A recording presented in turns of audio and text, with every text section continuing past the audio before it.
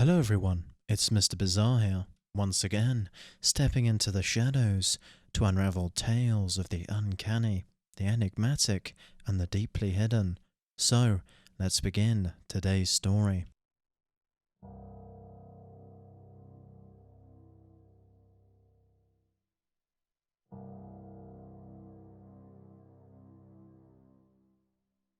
On the evening of November 24th, 2009, John Jones, a 26-year-old medical student with a budding family and a passion for adventure, ventured into Nutty Putty Cave.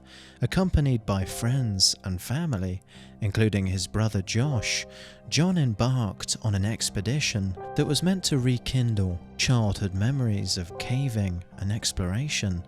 The group entered the cave, a natural labyrinth known for its narrow passages and unique geological formations, with the anticipation of challenge and discovery. Nutty Putty Cave, discovered in 1960 and named for its peculiar, pliable clay, had attracted thousands of adventurers to its depths. Its 1,400 feet of chutes and tunnels formed by ancient hydrothermal activity presented a playground for the brave, but beneath the thrill lay hidden dangers, as John would tragically discover. The group explored the cave's larger chambers, reveling in the underground world's alien beauty. John and Josh, seeking a more challenging passage, broke off to find the birth canal, a tight but navigable route known among cavers for its difficulty. The search led them through alcoves and narrower passages, each twist and turn taking them further from the surface. Josh, drawn to a waist-high hole and guided by the dim light of a rainbow-coloured headlamp, chose his path. The passage, a tight corkscrew of rock, seemed just another hurdle to overcome. John pressed forward, propelled by the caver's instinct to explore, to push beyond the known. Yet, as he navigated the passage, the cave began to reveal its unforgiving nature. There was no room to turn around, no space to backtrack. The only way was forward, deeper into the cave's clutches. The decision to investigate a fissure that appeared to offer a way out would seal John's fate. As he maneuvered into the crevice, the rock closed around him, tighter and more constrictive than anything he'd encountered before. In an attempt to free himself, John only sank deeper, his movements restricted, his body forced into a near upside-down position. One arm was pinned beneath him, the other twisted awkwardly behind, his legs immobile. The cave, once a source of adventure, had become a prison. As realization set in, the cave's stifling heat and the weight of the earth pressed down on John with a palpable force. The darkness, absolute and unyielding, enveloped him, a tangible reminder of his isolation. In those first hours, hope mingled with fear, the desire for rescue, battling the creeping dread of a fate yet unsealed. Almost as soon as John became trapped, the gravity of his situation quickly became apparent. His brother Josh, faced with the harrowing reality that John was stuck beyond immediate help, made the difficult decision to leave his side to seek assistance. Crawling back through the narrow, oppressive passages of Nutty Putty Cave, Josh emerged into the night, racing against time to call for help.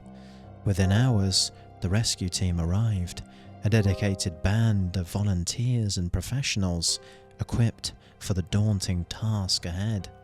Their arrival at the cave's entrance marked the beginning of a concerted effort to save John. As the team descended deep into the Earth's depths, the rescue team carried not just their equipment, but the hope of a family and the weight of the task at hand. As the stark reality of John Jones's predicament became clear, the atmosphere among the rescuers turned from one of routine challenge to urgent crisis.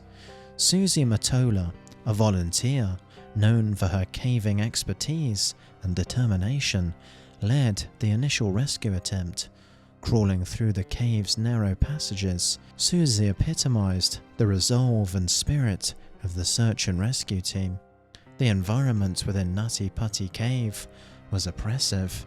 Heat and humidity were suffocating, turning the confined space into an oven that tested the limits of human endurance. Susie's journey to reach John was fraught with difficulty. The passage, as unwelcoming as the maw of some ancient beast, was barely wider than a washing machine's opening.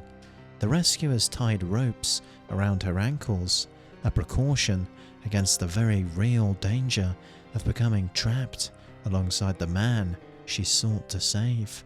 When Susie's headlamp finally illuminated John's running shoes, a stark contrast to the surrounding darkness, a sliver of hope pierced the gloom. "Hi John, my name is Susie. How's it going?" she called out, her voice a beacon in the oppressive dark. John's response, though weak, was a testament to his dire situation and the unyielding desire for freedom. "Hi Susie, thanks for coming, but I really want to get out." John's situation was dire. Trapped nearly upside down, his 6-foot, 200-pound frame was ensnared by the earth itself, a prisoner of the very adventure he had sought. The physical toll of his entrapment was evident, but it was his words that truly conveyed the depth of his distress and the human will to survive. The rescue operation faced significant challenges from the start. The cave, with its constant degradation of rock by the still humid air, was an unforgiving adversary. Susie's realization that extracting John would be akin to swimming backward against a very strong current underscored the monumental efforts required. Back above ground, the reality of John's condition began to set in for his family.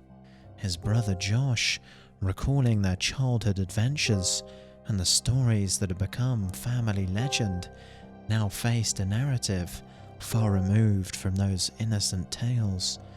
The brother's prayer in the darkness, "Guide us as we work through this," was a poignant moment of faith and brotherhood amidst the encroaching despair. As the hours stretched on, the operation to free John evolved into a battle not just against the physical constraints of the cave, but against time itself. The rescuers' efforts, marked by ingenuity and determination, were a race to rewrite the story's ending from tragedy to triumph. As the operation to rescue John Jones pressed on, the tight-knit community of rescuers, family and friends clung to hope amidst the growing shadow of despair. The efforts to free John from the unforgiving grip of Nutty Putty Cave became a testament to human resilience and the bonds of compassion. In the heart of the cave, Susie Matola emerged as more than just a rescuer. She became John's link to the world above, a voice of comfort in the overwhelming darkness. Her reassurances, "Oh, no worries, John, you're going to be out of here, lickety-split," were words of hope, yet the reality of the situation was grim. The cave, a silent behemoth, seemed to tighten its hold with each passing hour. John, aware of his precarious situation, expressed a poignant blend of gratitude and urgency. "I really want to get out," he conveyed, his voice a mix of hope and desperation. It was a sentiment that resonated deeply with the rescue team, a reminder of the stakes at hand. The challenge of navigating Nutty Putty's narrow passageways was formidable. Descriptions of the cave as no wider than the opening of a washing machine underscored the physical and psychological hurdles faced by the rescuers. They were not merely battling the cave's physical constraints, but also the creeping dread of what failure would mean. As the hours stretched into the night, the collective hope of the rescue team and John Jones's family reached its zenith. The cave, a relentless prison of rock and darkness, was on the verge of relinquishing its hold. The rescue team, bolstered by determination and a complex system of pulleys and ropes, prepared for one final, decisive attempt to bring John back to the surface, back to the light, and back to his family. The air was tense with anticipation as the team initiated the pull. For a moment, as John was carefully lifted, hope surged. The possibility of rescue, so close after hours of grueling effort, seemed within grasp. However, that hope in an instant was shattered by the sound of failure. The snap of equipment that had been their lifeline. The system, strained beyond its limits, malfunctioned disastrously, sending John tumbling deeper into the crevice, further down than before. The shock of the equipment's failure, the sound of it, was a brutal blow to the hearts of all present. The impact was not just physical, but emotional, a stark and sudden reversal from the brink of success to the depths of despair. John, who had endured so much, was now in an even more perilous situation.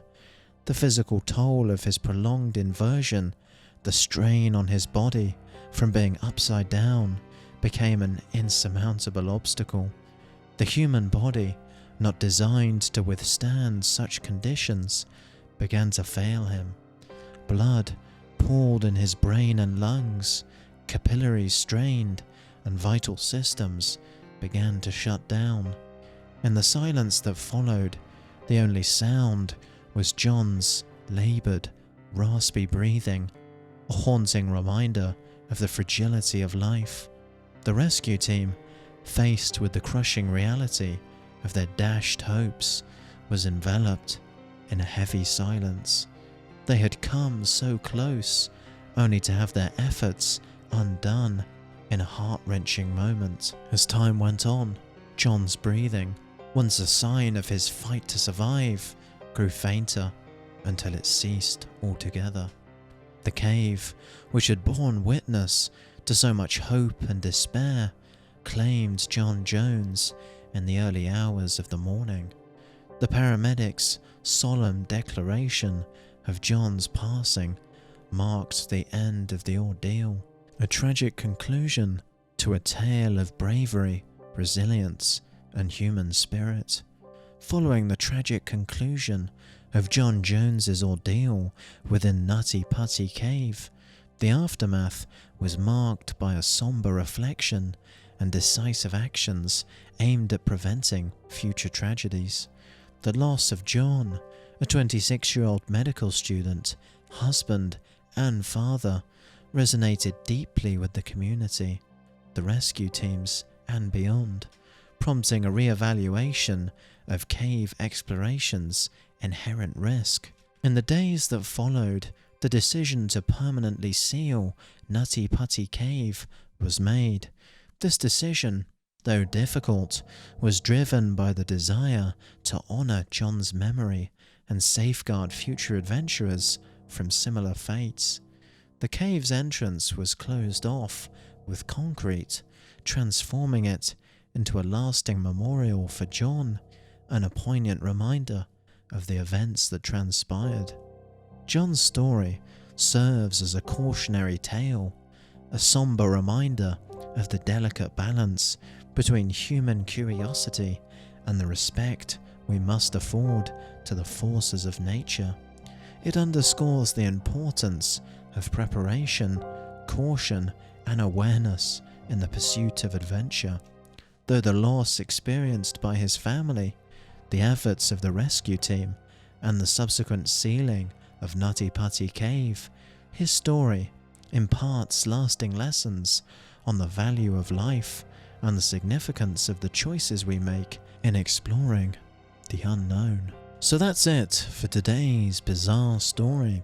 If you enjoyed it, please consider subscribing and turning on the notification bell so you don't miss another video. Thanks for watching, and I'll see you next time.